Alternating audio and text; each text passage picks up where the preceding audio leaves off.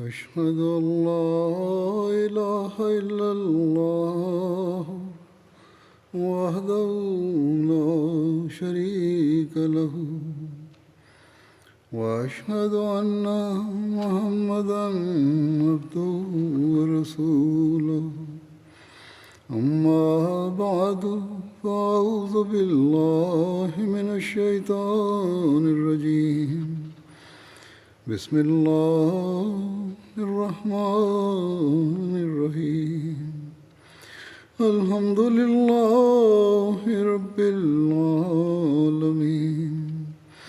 الرحمن الرحيم مالك يوم الدين إياك نعبد وإياك نستعين اهدنا الصراط المستقيم صراط الذين أنعمت عليهم غير المغضوب عليهم ولا الضالين.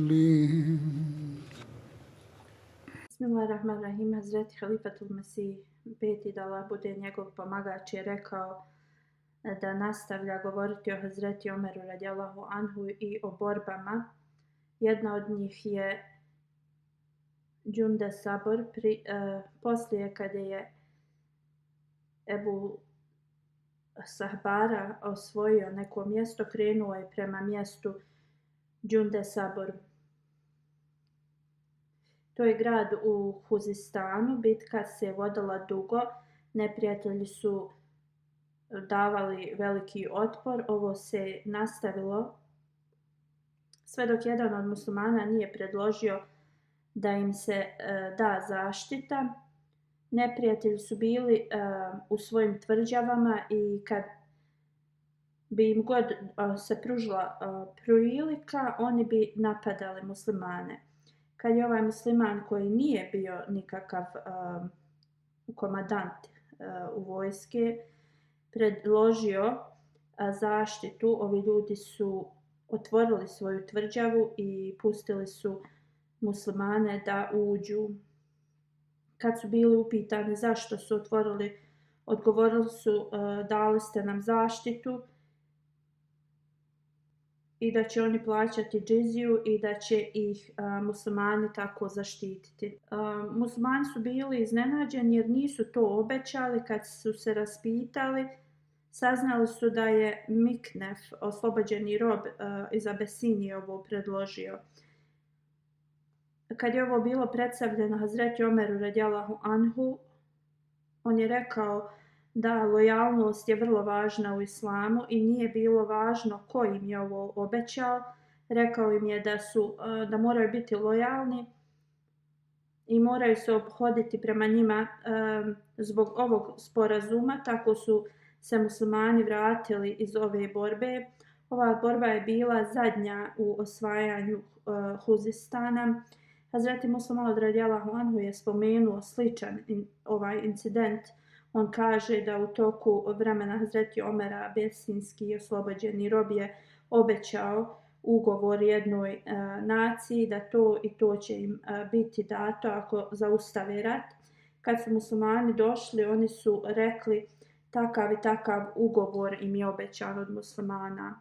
Komandant armije je obavijestio Hazreti Omera radijallahu anhu i on je odgovorio riječ obećanja muslimana ne može se poreći. Nije važno da li to bilo obećanje od roba. Hazreti Musa Maud nastavlja da govori ovo svojim riječima.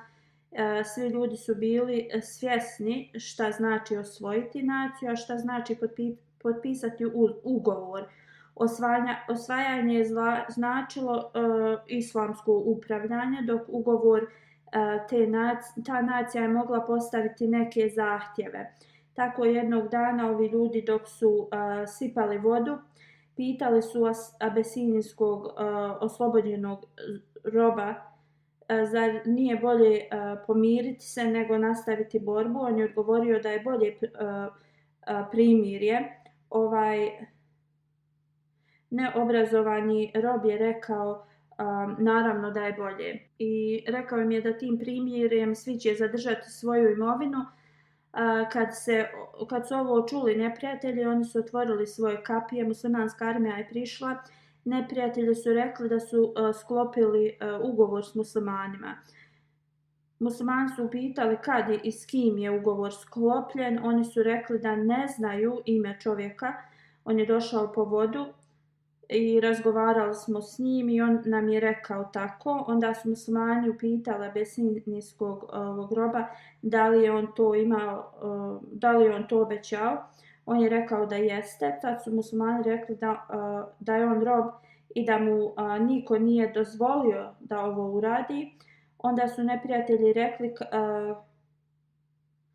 kako da oni znaju da je on bio rob.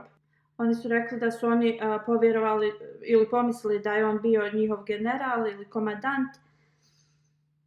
Onda komadant armije je rekao da on ne može to prihvatiti, da će pisati Hazreti Omeru radijallahu anhu. Hazreti Omer je rekao zapišite da primirje u budućnosti može samo komadant armije da potpiše, kako god nemoguće je da musliman nešto obeća, a da ja idem protiv njegove riječi. Sad morate prihvatiti ovaj ugovor, ali u budućnosti obavijestite da komadant može samo potpisati ugovor.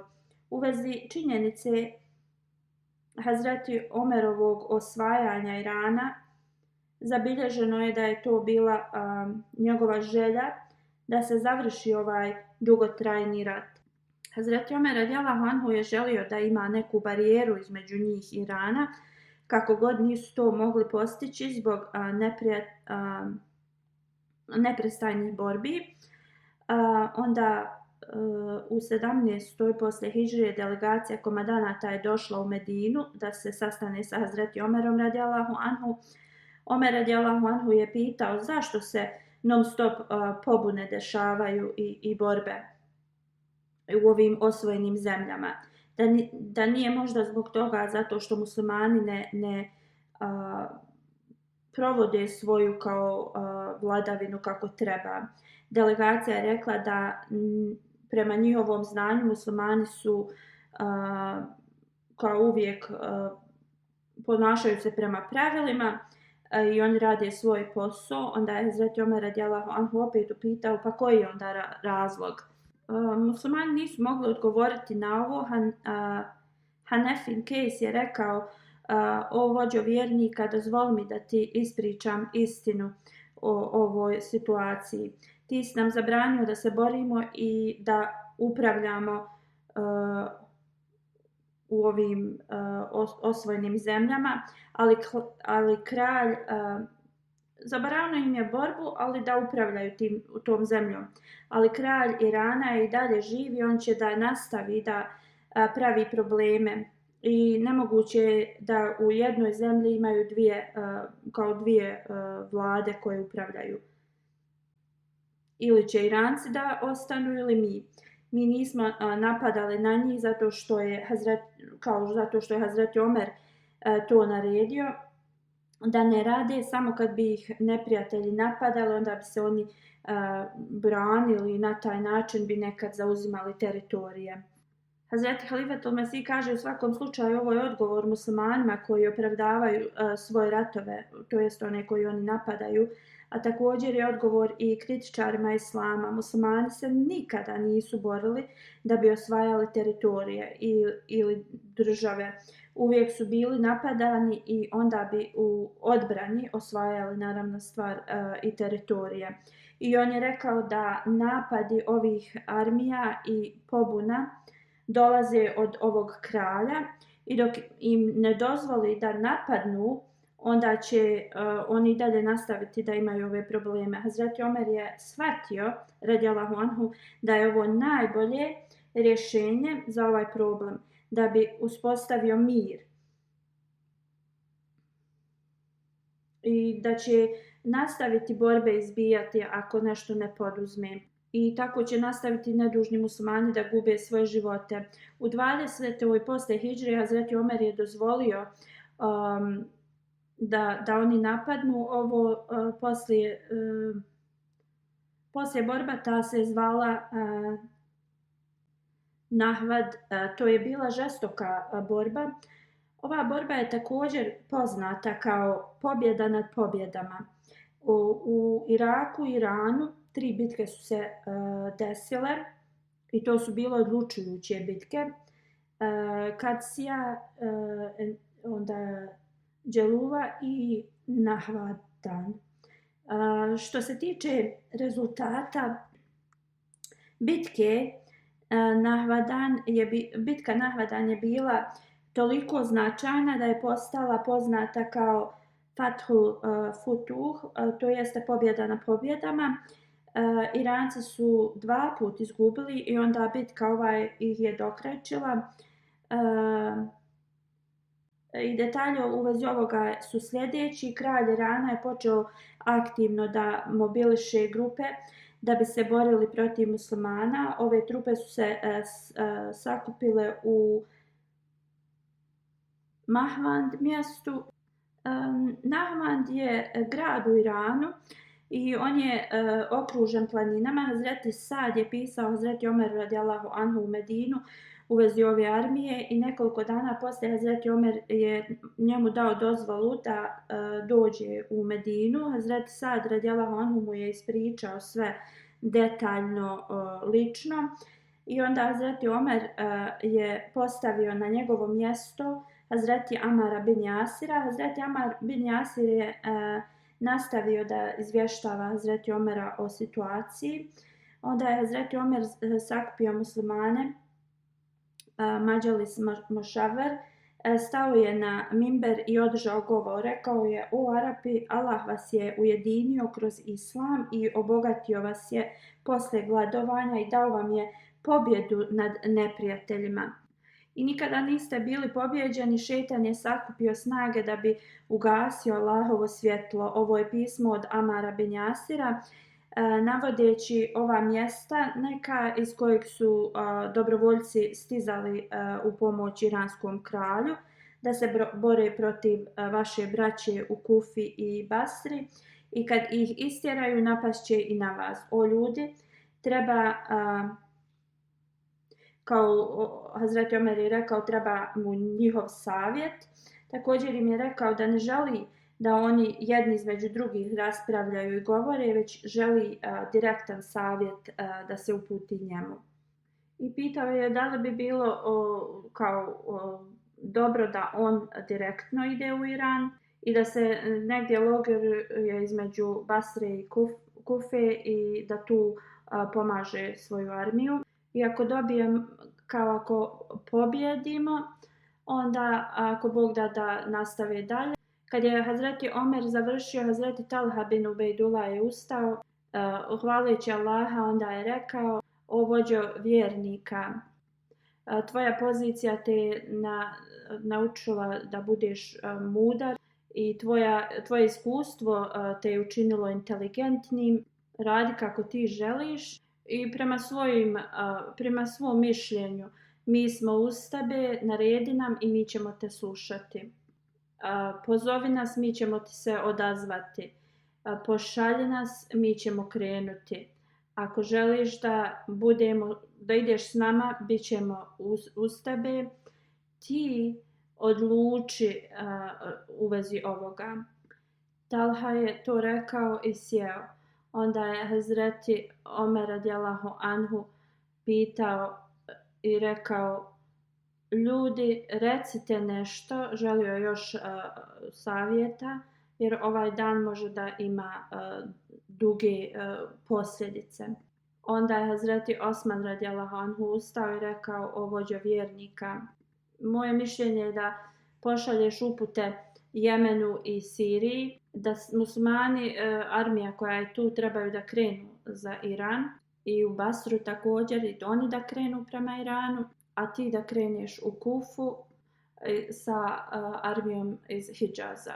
Na ovaj način toj armiji u kojoj se nadaju da će im se suprotstaviti, bit će otklonjena.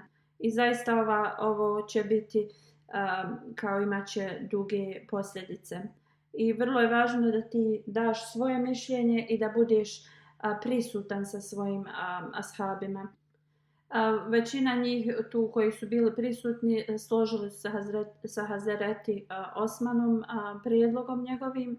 Hazreti Omer radijallahu anhu nije prihvatio, tražio je još savjeta. Hazreti Ali radijallahu anhu je ustao, održao je duži govor i rekao je: O vođo vjernika, ako narediš armiji Sirije da krene, a Bizantici će onda oduzeti to mjesto. Ako armija napusti Jemen, onda će Abesinija da uzme tu teritoriju. Ako ti kreneš odavde, onda muslimani iz cijelog svijeta će krenuti prema tebi da ti se pridruže. A ako ova zemlja ostane prazna, onda će to biti veća opasnost nego da ti ideš na front. Hazreti Ali je predstavio da Hazreti Omer radijallahu anhu treba da napiše armiju Basri da se podijele na 3 dijela. Jedan dio armije da čuva kuće i teritoriju muslimansku, a jedna armija treba da ode u teritorije koje su osvojene, gdje su potpisani ugovori mira, tako da i to kontrolišu.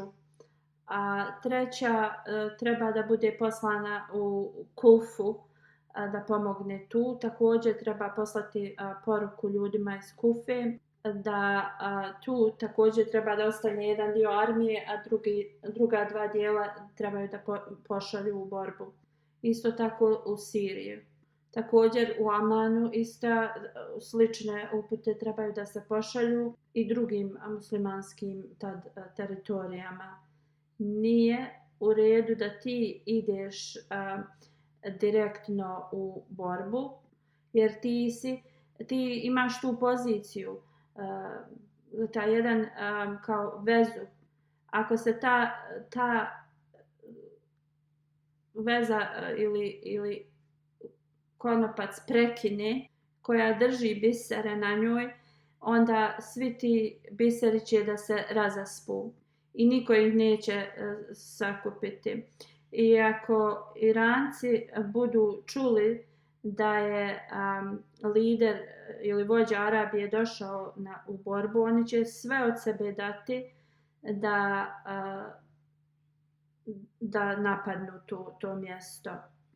A što se tiče neprijatelja, Allah je s njima nezadovoljan. I Allah posjeduje moć da promijeni ono sve čime je on nezadovoljan. Također si spomenuo koliki je broj neprijatelja. Mi u prošlosti nikada se nismo obazirali na broj neprijatelja. Mi smo se borili sa potpunim predanjem i vjerovanjem u Allahovu pomoć. I naša pobjeda niti poraz ne vodi se prema broju vojnika. Ovo je Allahova religija i on će je da učini pobjedničkom i Allah daje ovakvima svoju milost i potpomaže ih i svojim melecima. I kroz ovakve uslove ova religija je dobila čast koju i danas posjeduje. Allah nam je obećao i Allah će zaista da nam podari svoju pomoć. Onda Hazreti Omer radijallahu anhu je rekao da to je tačno, ako ja odem tamo, svi će muslimani krenuti prema tom mjestu, a Iranci će također svom snagom napasti. Reći će da je vođa Arabije kao došao u borbu i onda ako mi pobjedimo ovu borbu, onda kao smatrat će se kao da su oni pobjedili čitavu Arabiju i rekao je Hazreti Omer radijallahu anhu da ne misli da je u redu da on ide. Hazreti Omer dalje je rekao, i dalje želim da vi date svoje prijedloge ko bi trebao biti vođa ove armije i također recite imena onih koji imaju iskustvo i koji su se borili u Iraku kao komandanti. Ljudi su rekli, vođo vjernika, ti najbolje imaš znanje jer si već upoznao te ljude iz Iraka i kao ti postavi.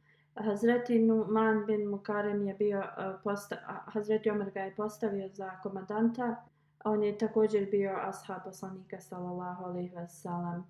Prema jednom hadisu, Hazreti Numan je klanjao svoj namaz u džamiji kad je Hazreti Omer došao u džamiju. Kad ga je ugledao, Hazreti Omer je sjeo blizu njega.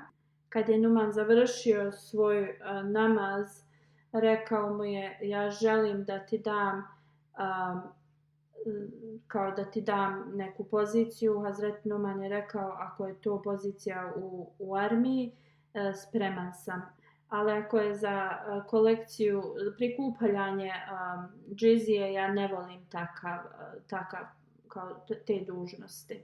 Hazreti Omer mu je rekao, ne, to je za pozicija u armiji.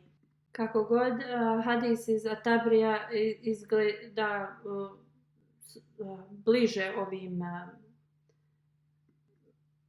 činjenicama koje su navedene.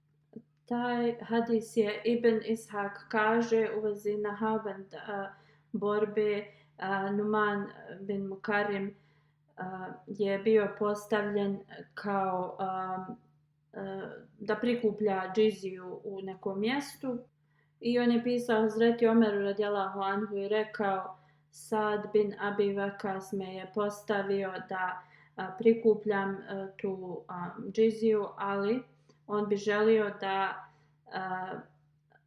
Hazreti Omer ga skloni iz te pozicije i da ga pošalje u džihad. Onda Hazreti Omer pisao Hazreti Sad bin Waqasu da je informisan od Hazreti Numana i da on želi da ide u džihad. I onda je rekao, pošalje ga u Nahavan gdje je tu bila ta borba.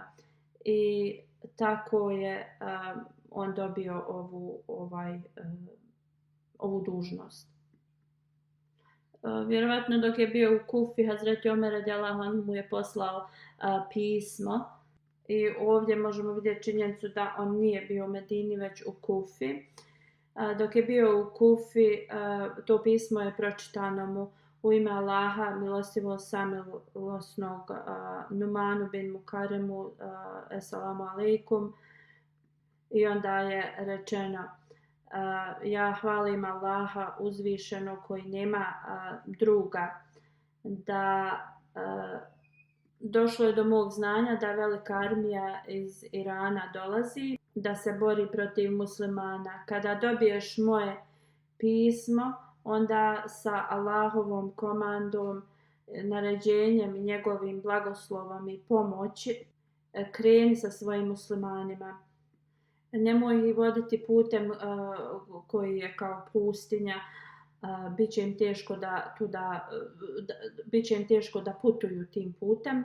Nemoj da zanemariš njihova prava, da oni ne bi postali nezahvalni i kao ne izlaži ih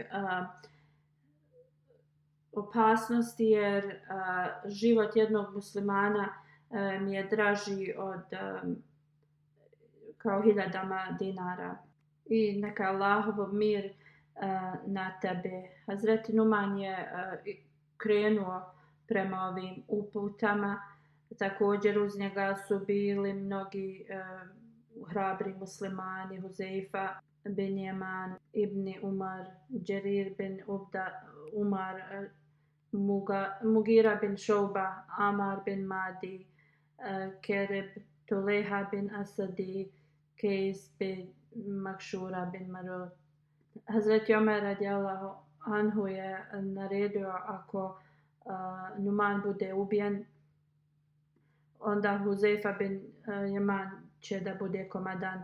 onda Đerir bin Abdullah poslije ovoga, poslije njega Hazreti Mugira bin Šuba, onda poslije njega Ašab bin Kejs, u vezi Amar bin Madi Kerim i Tulejha bin Huveld. Hazreti Omer radijallahu anhu je rekao, Amar bin Madi Kerim i Tulejha bin Huvelid, oni su uz tebe i oba dvojica imaju kao spretnost u upravljanju konja među Arapima i onda kao traži od njih savjete kako god, nemoj da ih stavljaš kao komadante. I tako oni su krenuli. Hazreti Numan je bio informisan da su se neprijatelji i prije toga sakupljali velikim brojevima. Historičari prenose da je, kao zapisuju da je ta armija bila 60.000, neki kažu 100.000. Prema hadisu Buhariju prenosi se da je bilo 40.000.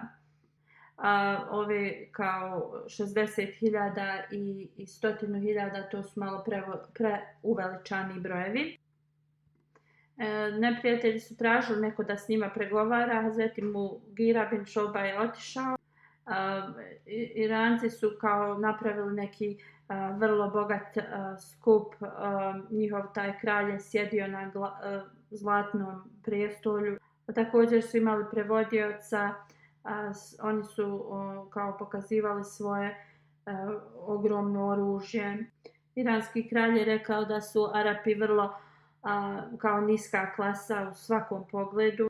On kaže, jedini razlog što ja ne naređujem svojim kao armiji da vas napadnu, ne želim da naše strijele postanu prljave vašom kao prljavim tijelima. Bože sačuvaj. Ako se sad okrenete, kao pustit ćemo vas, a u drugom smislu vaša mrtva tijela će da leže po ovim kao bojnom polju. Ali ove njihove ismijavanje i prijetnje nisu imali nikakav utjecaj na muslimane. Hazreti Mugira je rekao, ti dani su davno prošli, to su dani prije poslanika sallallahu alejhi ve sellem. Velika transformacija se desila od dolaska poslanika sallallahu alejhi ve sellem. U svakom slučaju pregovori nisu uspjeli i oba dvije armije su se spremile za borbu. Muslimani su imali trojicu komandanata. Kaka bin Amr je vodio, on je prvi na bojnom polju. Muđašija je bio na strani. Borba je počela, ali na početku muslimani su gubili, zato što su se neprijatelji krili u svojim rovovima, kućama i u tvrđavama, a muslimani su bili na otvorenom. Kad su god smatrali u redu, neprijatelji bi iznenada napadali. I onda bi se brzo vraćali na svoje sigurna mjesta. Također, oružje koje su neprijatelji imali, jedan prenosioc kaže, vidio sam i kako prelaze to bojno polje i izgledalo je kao da su to ljudi u oklopima. Nu'man bin Mukarrem je pozvao sve iskusne borce i tražio od njih da mu daju savjete. Rekao im je, vidite kako su neprijatelji zaštićeni, kako požele oni napadaju na nas. Mi moramo da se borimo, oni imaju mjesto gdje će se sakriti. I non stop neprijatelji njima pristiže pomoć. Kao što vidite da muslimani prolaze kroz ogromnu poteškoće i rekao je, recite mi kako da ih mi nadjačamo. Kad su ovo muslimani čuli, najstariji Amar bin Subej je rekao, oni su se zaštitili u svojim tvrđavama i ovo će da se nastavi i ako se ovo nastavi, bit će više teže za njih nego za nas. i nastavite da kao što duže da se bore. Naravno, stvar, ovi koji odu na bojno polje trebaju da se bore protiv njih, ali borba treba što više da se kao produžuje. Kako god ovi nisu se složili s njegovim prijedlogom, Amar bin Madi Kerib posle ovoga je rekao: nemojte da se bojite, trebamo svom snagom da krenemo na njih. I ovo su odbili. On je predlagao da oni kao unište njihove zidove. Onda je još jedan ashab ustao i rekao da se on ne slaže s tim. On kaže: mala grupa naših vojnika bi trebala krenuti prema neprijateljima i kad dođe blizu trebaju da što više bacaju strijela na njih da bi oni izašli da se bore.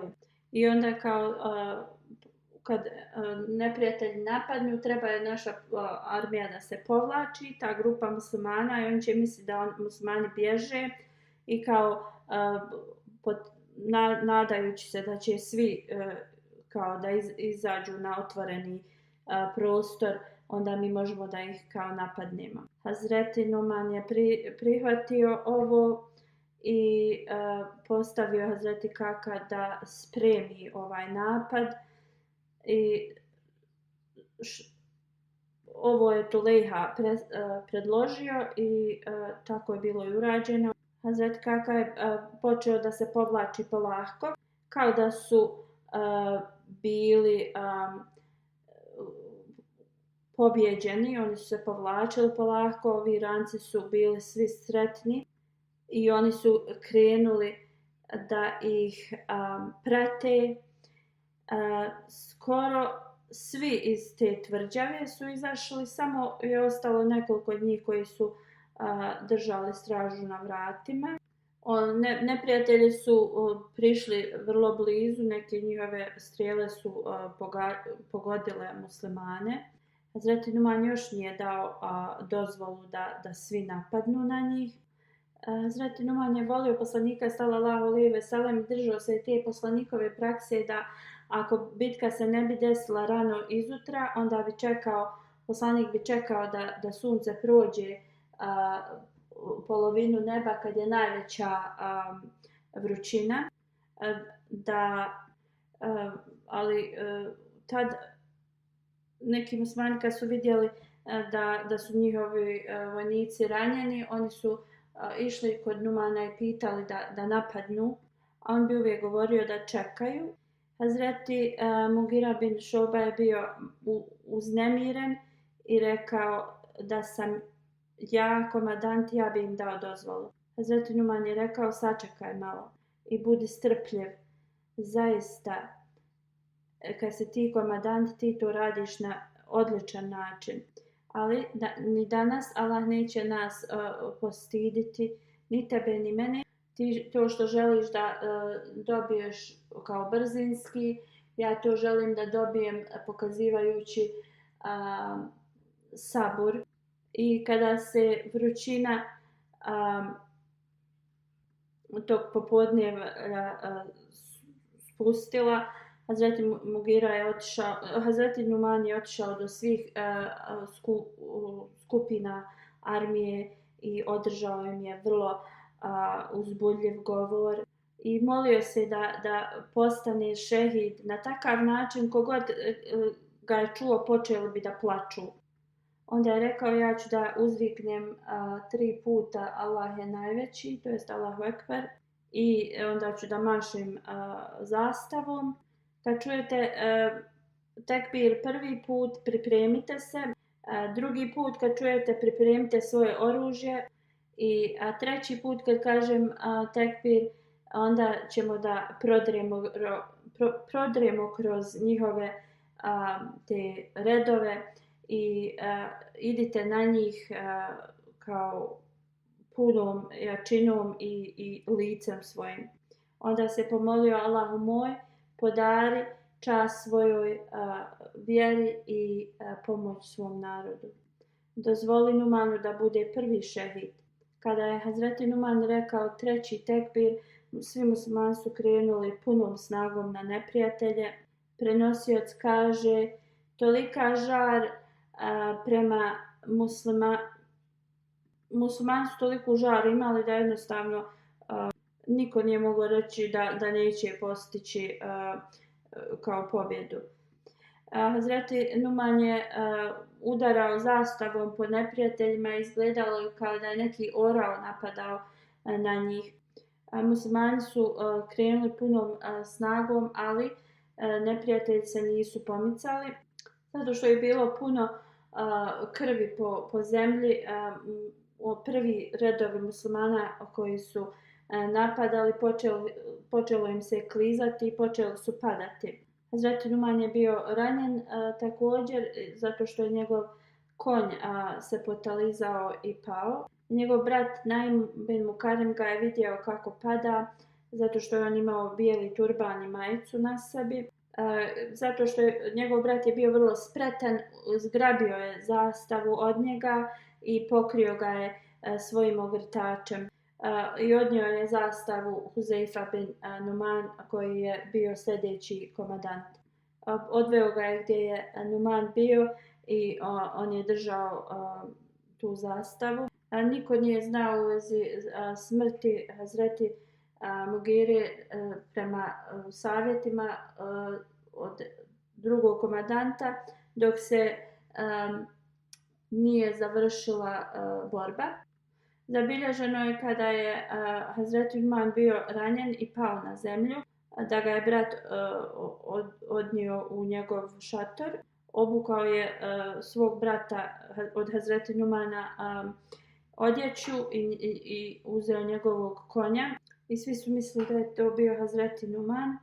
Historičar Tabri piše da je ovo bio odličan primjer kako se treba slušati komandant i u ovakvim uslovima. Hazreti Numan je naredio, iako je Numan ubijen, ne napuštajte svoja mjesta i borbu. Nastavite da se borite sa neprijateljima. Michael kaže kada je Hazreti Numan pao, krenuo sam prema njemu, ali sam se sjetio njegovog naređenja i vratio sam se odmah u borbu. Kad borili se cijeli dan i kada je noć pala, neprijatelji se povukli u svoje tvrđave, muslimani su bili na ratnom polju, a mnogi vrlo važni iranski komandanti su bili ubijeni. Kaže, kad smo pobijedili ih, otišao sam kod Hazreti Numana, on je tada kao izdisao svoje posljednje dah. Oprao sam kao njegovo lice s vodom, pitao me kako se zovem i pitao je šta se je desilo. Rekao sam mu o pobjedi koju nam je Allah podario. Hazreti Numan je rekao sva hvala pripada Allahu i informiši Hazreti Omara radijallahu anhu. Hazreti Omer je nestrpljivo čekao vijesti o ovoj borbi. Hazreti Omer nije spavao cijelu noć čekajući na neke vijesti. Jedan prenosioc govori da je Hazreti Omer toliko dovio i plakao u svojim molitvama da je izgledalo kao da se žena porađa. Izaslanik je došao da donese vijesti o pobjedi. Hazreti Omer radijallahu anhu je rekao sva hvala pripada Allahu i pitao je u vezi Numana. Rečeno mu je da je on postao šehid. Hazreti Omer je stavio ruke na svoju glavu i počeo je da plače. Onda je također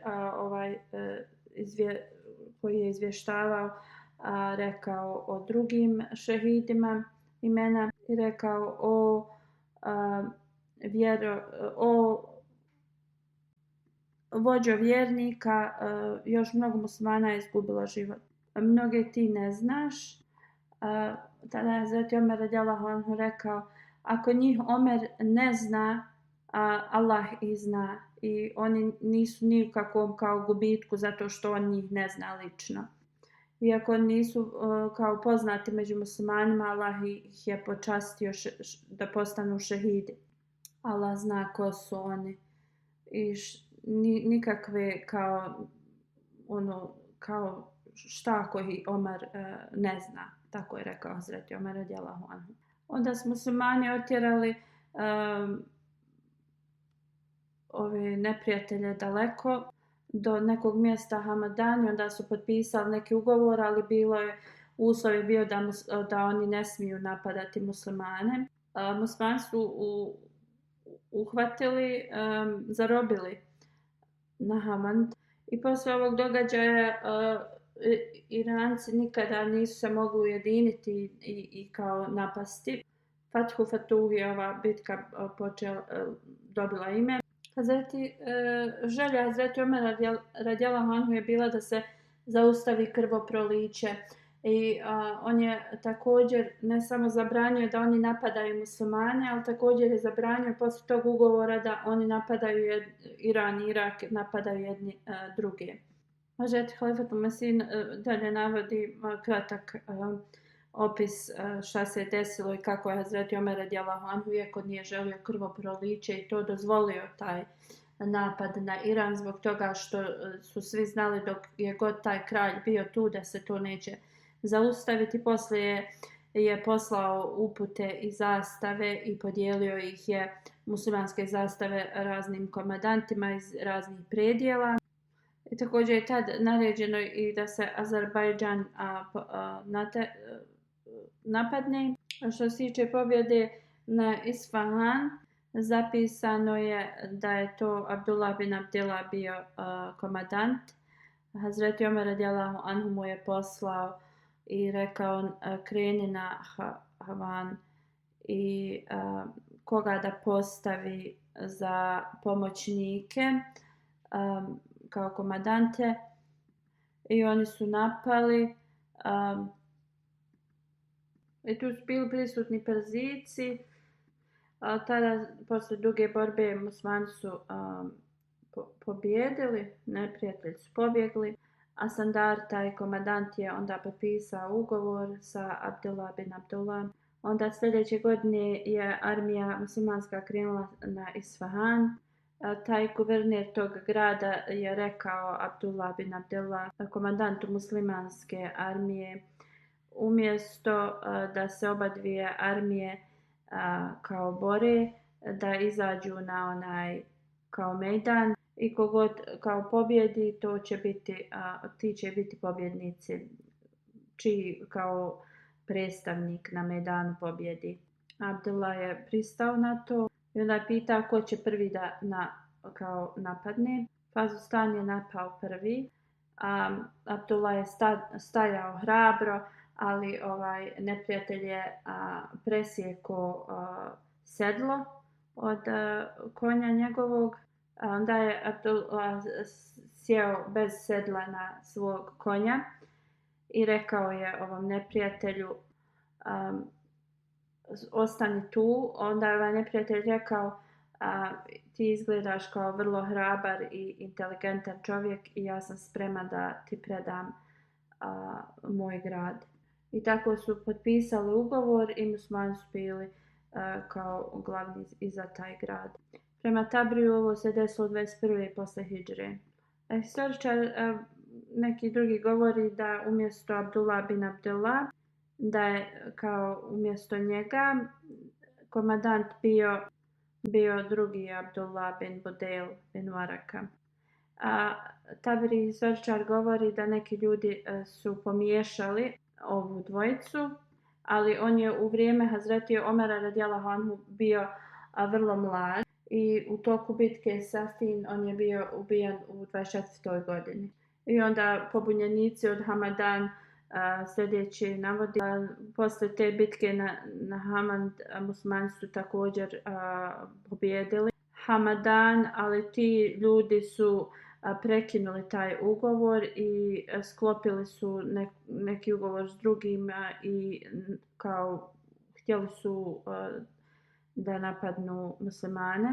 Hazreti Omer je naredio Naim bin Mukarremu da ide tamo sa armijom od 12.000 vojnika i posle velike bitke muslimani su pobjedili. Hazreti Omer radijallahu anhu je bio vrlo zabrinut u vezi ove borbe. Onda je dobio vijesti da su muslimani pobijedili i poslao je izaslanika i naredio ovom komandantu da nastavi prema Ren i da postavi nekoga u ovom osvojenom mjestu, a da krene s armijom na to mjesto novo, jer je to bilo neko centralno mjesto. Nastavit ću, ako Bog da govorimo o ovom napadu, ovoj borbi i drugim, ako Bog da, u budućnosti. Sada ću da spomenem neke članove džemata koji su preminuli i klanjat ću im dženazu u odsustvu. Prva dženaza je od Muhammedu Antona Sahib iz Indonezije. Preminuo je 15. jula Inna lillahi wa inna ilaihi rađiun u 46. godini života. Njegova supruga piše, rođen je u Neahmedi porodici, ali od malih nogu je uvijek išao u džamiju, uvijek je učio o islamu, ostajao bi dugo vremena u džamiji i uvijek bi volio da uči o uzvišenom Allahu i rekao je da su to sve blagoslovi da on se približi Allahu dželešanhu. On je u tom selu imao prijatelja koji je bio Ahmedi. U srednjoj školi je naučio o Ahmedijatu od tog svog prijatelja. Njegov otac je saznao u vezi toga, bio je vrlo ljut na njega i smatrao je da je njegov sin otišao na stranputicu, izbacio ga iz kuće, nije mu dao da ulazi u kuću i to se nastavilo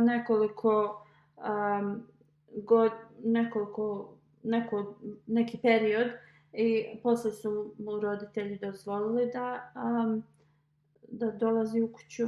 1997. godine mu je bilo kao predloženo da treba da ode i da pohađa džamija Ahmedije. Vidjeli su kvalitete u njemu da bude misionar. Od malih nogu je imao želju da propovijeda vjeru. 2002. godine je završio džamiju. Gini Ponto je bio njegov prvo mjesto gdje je radio kao misionar. Išao je od sela do sela i propovijedao vjeru. Hvala dragom Allahu, stotinama ljudi je prešlo na Ahmedijat kroz njegov tablik. Kada je konstrukcija misionarske kuće bila započeta, on je bio kao radnik koji je radio na toj izgradnji. U tom mjestu nije bila misionarska kuća. Njegova supruga kaže, sjećam se da smo živjeli u vrlo jednostavnoj kući, ništa nismo ni imali u kući, sve u svemu imali smo kao samo na čemu da spavamo. Imali smo jednu kao zdjelu da kuhamo ili da u njoj držimo vodu. I kaže, jednom je glavni za tablik došli u našu kuću, kad su vidjeli u kakvom stanju mi živimo, bili su zaprepašteni. Onda su tražili da se tu misionarska kuća napravi. Također džamija je posle napravljena i prije toga drugi muslimani su također klanjali u tome, ali radi opozicije sad ne klanjaju. I zbog opozicije oni onda počeli su da klanjaju kao u kućama od džematlija. Imali su toliko prepreka da napravi tu džamiju. Radnici nisu htjeli da rade. Glavni u selu vođa je uvijek kao prijetio im. Kako god, oni nisu gubili nadu i oni su i dalje izgrađivali džamiju. Ako radnici kao kad bi nisu htjeli da rade, tada bi Hudamul Ahmedija i Atfal, znači mladi mladi dječaci i omladina pomagali i neki neahmedi i omladina s kojima su oni imali fino prijateljstvo su im pomagali. I tako ta se džamija završila. On kaže kad je poslan u Džakartu tu je bilo mnogo opozicije, ali kada su imali ogromne poplave i svi ta opozicija se uzimala, kao zbrinjavali su ih u džamiju, Ahmedija Muslim džamiju. Te poplave su nastale da se dešavaju 2 godine i ti ljudi su zbrinjavati u našoj džamiji. S jedne strane bi se protivili nama, s druge strane bi tražili tu kao smještaj i zbrinjavanje. A jedan od velikih uspjeha jeste da on je postigao da se halifina hudba prevodi na njihov jezik i preko radija i interneta. To je bilo prije nego kao sada što imamo uživo prenosi preko YouTube. On je cijeli svoj život potrošio i u službi džamata i bio je vrlo kao bio je misionar za primjer. Iza sebe ostavlja suprugu i 5 djece. Da uzvišeni Allah mu podari oprost i milost i uzdigne njegov status na ahiretu i da njegova djeca nastave da rade njegova dobra djela. Sljedeća dženaza Saheb Zada Latif Saheb iz Amerike preminuo je prije nekoliko vremena. Inna lillahi wa inna ilaihi rađiun. On je bio praunuk od Saheb Zada šehid i bio je vrlo aktivan u Chicago džematu. Uvijek ima osmijeh na svom licu, uvijek je bio prvi da nazove selam svima. Da li bio mali ili veliki posao, uvijek je bio prvi da pomogne. Bio je musi, iza sebe ostavlja 3 mlade djece i svoje roditelje. Preminuo je u 45. godini. Da mu Allah podari oprost i milost i da također pomogne njegovoj djeci da uvijek ostanu uz džemat. Sljedeća dženaza je od Malik Mubashir Saheb iz Lahora. Preminuo je 21. novembra. Dugo vremena je kako je on preminuo, ali njegova dženaza nije bila klanjata. Njegov sin je poslao molitbu da mu se dženaza klanja u odsustvu.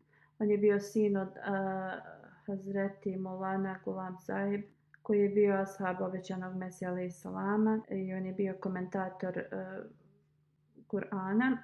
On je služio u mnogim uredima i radio je na riječniku, projektu Riječnik časnog Kur'ana. Poslije smrti njegovog oca, Hazreti Halifatul Mesih IV. Rahimullah je postavio njega i njegovog brata da rade na ovom projektu Riječnik časnog Kur'ana. Da Allah mu podari oprost i milost, kao što sam spomenuo, poslije džume ću da klanjam njihove dženaze.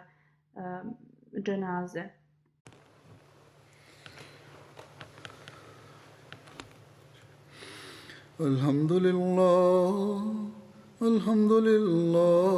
nahmaduhu wa nasta'inuhu wa nastaghfiruhu wa nu'minu bihi wa natawakkalu alayhi wa na'udhu billahi min shururi anfusina wa min sayyiati a'malina.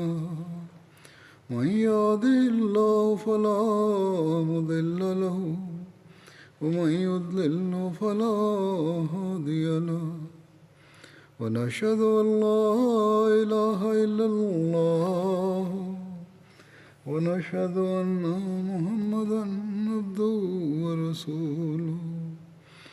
عباد الله رحمكم الله إن الله يأمر بالعدل والإحسان وإيتاء ذي القربى وينهى عن الفحشاء والمنكر والبغي يعظكم لعلكم تذكرون اذكروا الله يذكركم وادعوه يستجب لكم ولذكر الله أكبر